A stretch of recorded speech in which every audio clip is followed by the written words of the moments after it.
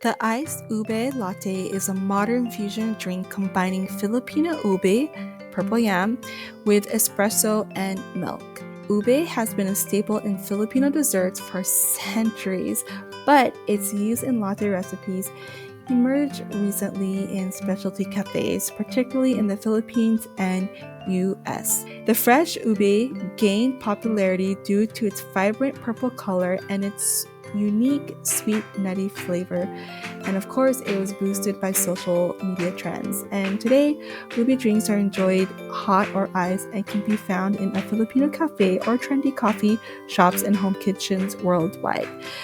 I keep ube powder in my home and we eat or drink ube probably every week. It's one of my favorites, and it's actually becoming very, very popular here in the US.